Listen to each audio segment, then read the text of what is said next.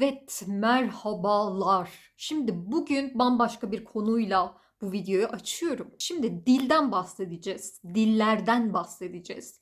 Şöyle ben Türkçe hariç 2 tane dil biliyorum. Birincisi İngilizce, ikincisi Korece ve bunu şu anlamda söylemiyorum. İşte hani Cem Yılmaz'ın skecinde var ya işte İngilizcemi herhalde. Biliyor musun? Veriyorlar böyle interview questionnaire. İşte yabancı diller, İngilizce. Herhalde amına koyayım. Bu mantıkta söylemiyorum. Gerçekten şu an zaten hem İngilizce hem Korece öğretmenliği yapıyorum. Mümkünatı olduğunca. Ben şuna inanıyorum. Bir şeyi öğrenmenin, bir şeyde başarılı olmanın, işte bir şeyde iyi olmanın asıl temelde yatan sebebi aşırı derecede o konuya artık o konu neyse o konuda ilgili olmak. Ben buna inanıyorum. Şöyle doğuştan yetenek diye bir şey var. Evet, doğuştan yetenekli insanlar olsa da ben sadece ve sadece doğuştan yeteneğe inanan bir insan değilim. Eğer insanlar gerçekten bir konu üzerinde çok fazla ilgili olurlarsa, o konuya çok fazla ilgi gösterirlerse, tutkuyla bağlanırlarsa bence dünyadaki hemen hemen her konuda başarılı olunabilir. Ben de küçükken şeyi çok oynardım. Bir oyun vardı Sims, The Sims diye. Zaten serileri hala devam ediyor. Küçükken o kadar çok severdim ki. Yani ilk zaten yeni çıkmış bir oyun. Türkiye'ye zaten yeni gelmiş falandı filandı. Ve oyun tamamen İngilizce bir oyun. O oyunu algılamak için böyle bakmaya başladım İngilizce kelimelere ve yabancı kelimeler benim çok hoşuma gitmeye başladı. İşte onun anlamına bakmak, onu öğrenmek, işte onun ne olduğunu araştırmak falan bunlar benim çok hoşuma gitmeye başladı. O yüzden ben mesela küçüklükten beri böyle bir ilgim var İngilizceye veya işte başka diller öğrenmeye böyle bir ilgim var. Bu yüzden ben mesela işte ilkokul, ortaokul vesaire buralarda en iyi notu her zaman İngilizceden alırım. Şöyle bir şey, zaten hepimizin ilgi alanları bambaşka. Ben şeyi de algılayamıyorum. İşte ben neden İngilizce öğrenemiyorum?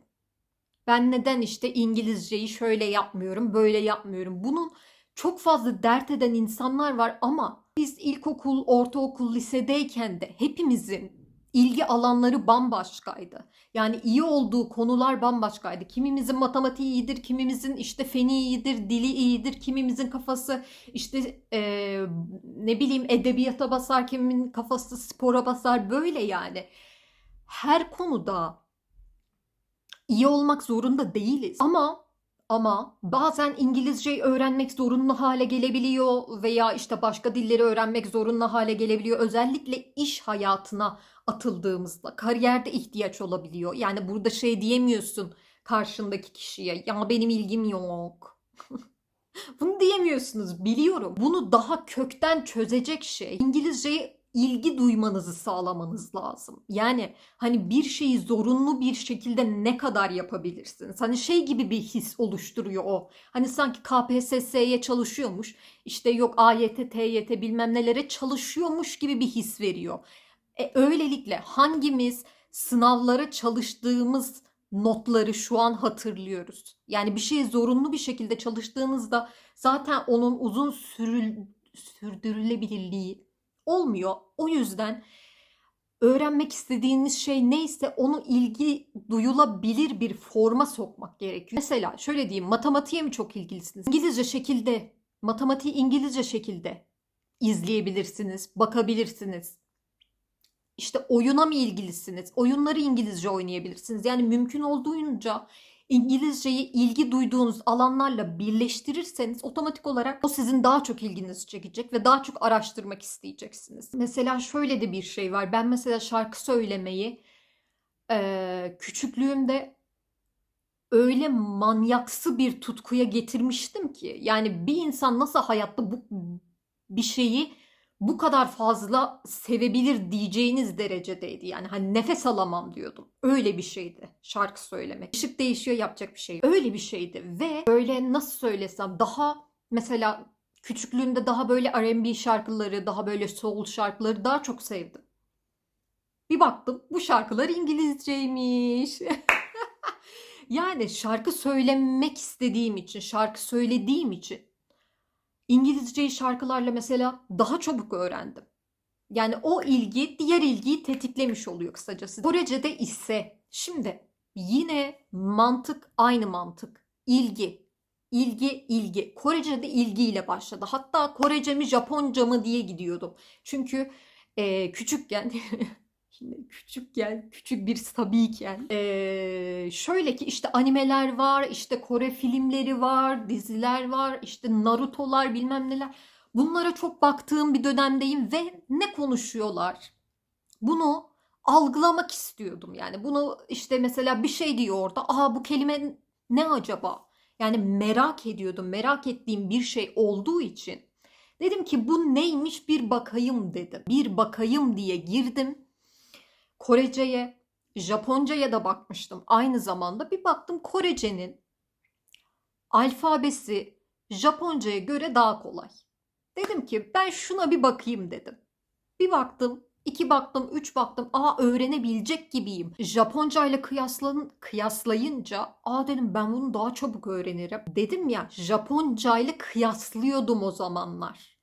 Kıyasladığımda Korece'nin daha kolay olduğunu ve benim bir tık daha kolay öğrendiğimi kendim görünce otomatik olarak motive olmaya başlıyorsunuz.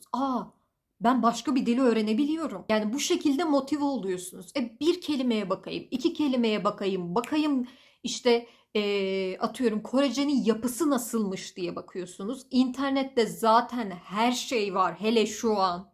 Yani hani Korece'nin nasıl bir dil olduğuna baktım internette. İşte özne nerede, nesne nerede, yüklem nerede, fiil nerede bunlara baktım. Gördüm ki Korece'nin yapısı Türkçe'ye çok benzer. İşte biz ne diyoruz? Ben okula gidiyorum diyoruz, değil mi? Beni başa aldık, okula ortada, gidiyorum sonda. Korece'de de aynı mantık. İşte 나는 학교에 간다.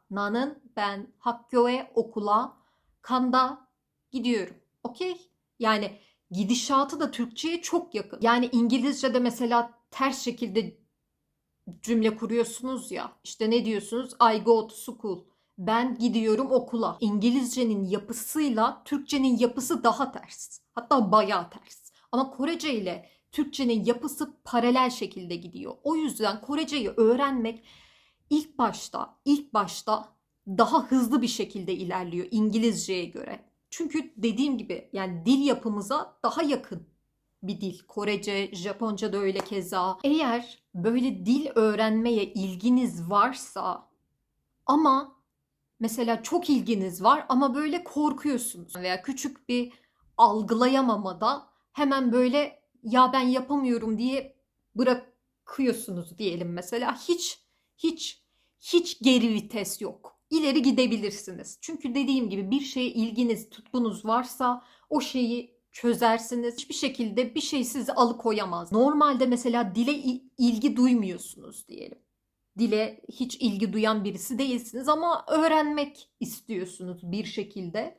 Onu yani dili ilgi duyulabilecek bir hale getirirseniz sorunun kökünü çözmüş olursunuz. Öyle söyleyeyim size. Ben bu şekilde açıkçası çözdüm ama mesela şu an bana deseniz ki yeni bir dil öğren.